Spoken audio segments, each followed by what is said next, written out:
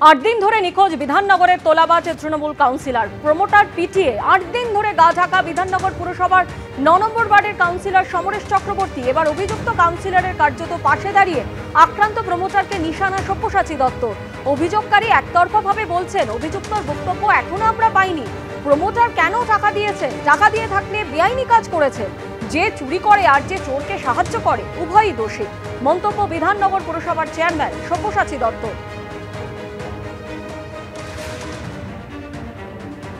আর যিনি কমপ্লেনেন্ট তিনি বলছেন, যার নামে কমপ্লেন তাকে কিন্তু এখনো তার কোনো আত্মপক্ষ সমর্থনে আমরা কিছু পাইনি।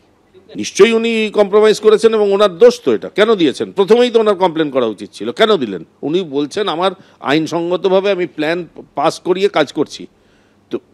তো ওনাকে চাইলো আর উনি দিয়ে দিলেন। এটা তো যদি দিয়েছেন কিনা আমি জানি না। আর যদি দিয়ে থাকেন বেআইনি করেছেন। যিনি চুরি করেন আর যিনি চোরকে মানে সাহায্য করেন, বোথ আর ইকুয়ালি কালপ্রিট। আপনারা শুনলেন যে বিধাননগর পুরসভার চেয়ারম্যান সব্যসাচী দত্ত তিনি যে কথা বলছেন যে প্রমোটার কেন টাকা দিয়েছেন, টাকা দিয়ে থাকলে বেআইনি কাজ করেছেন। আর এই নিয়ে প্রমোটার তিনি কি বলছেন শোনাবো।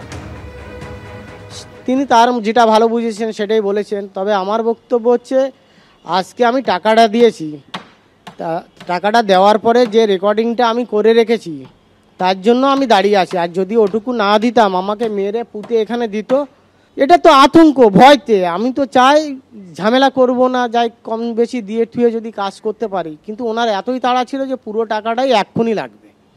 আমার কাজের কিছুই হয়নি, ঠিক আছে। এটা আতঙ্কে কাজ করে না, এর জন্য বলছেন পুলিশ আছে, বাগুইয়াটি থানা আছে, এসিপি আছে, সর্বশেষে বিধাননগরের পুলিশ কমিশনার আছে। তাদের কাছে আপনি যেতে পারতেন। আপনার নিশ্চয়ই কোনো দুর্বলতা ছিল, সেই কারণে আপনি টাকা দিয়েছেন উনি বলছেন। আমার দুর্বলতা তো কি দুর্বলতা আপনি বলুন। আমার নিজের জমি, ঠিক আছে, নিজের নামে জমি, কেনা জমি। আমি কর্পোরেশনের স্যাংশন অনুযায়ী করছি। আমি না 2টো ফ্লোর বাড়াচ্ছি, না আমি 1 ইঞ্চি বাড়াচ্ছি। তাহলে আমার দুর্বলতাটা কি? সেটা মেয়র মহোদয় বা চেয়ারম্যান সাহেব সবাই দেখবেন, ঠিক আছে। কিন্তু আপনি কেন টাকা দিতে গেলেন? এটা ভয়তে, আতঙ্ক। এখানে আমি না, এখানে সব প্রমোটাররাই কম বেশি দেয়। এগুলো তো চলে, এগুলো ঠিক আছে। প্রদেশ কংগ্রেস সভাপতির সামনে তমলুকে কংগ্রেসের 2 গোষ্ঠীর কোন্দল।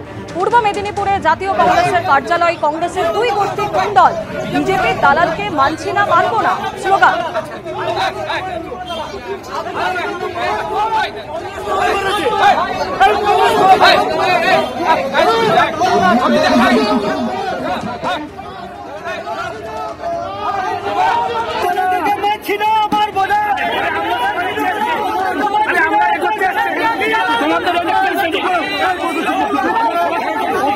কংগ্রেসের একটি গোষ্ঠী স্টেজ থেকে নেমে বিবাদমান 2 গোষ্ঠীকে থামানোর চেষ্টা শুভঙ্কর সরকারের।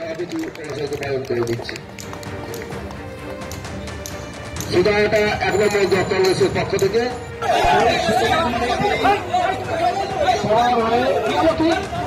ধন্যবাদ জানাচ্ছি।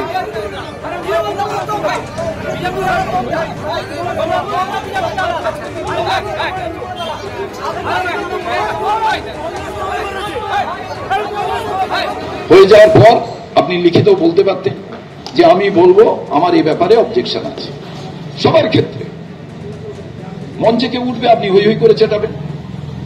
এখানে তো একজন আর একজনকে পছন্দ না করলে এই ঘটনা ঘটবে। আজকেও যে ঘটনাটা এখানে ঘটলো, আমি মনে করি যে দলের ভেতরে বেশি গণতন্ত্র থাকলে তবেই বাইরে গণতন্ত্রের জন্য চেল্লানো যায়, প্রতিবাদ করা যায়।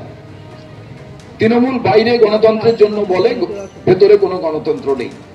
যে আমার দলে কোনো একটা জিনিসের প্রতিবাদ হয়, আবার সেই প্রতিবাদটাকে কেউ চুপ করিয়েও দিতে পারে, আবার তারা নিজেরা চুপ করে যায়। কিন্তু আমাদের দলে বিতর্ক, তর্ক, আলোচনাটা প্রবল হয়।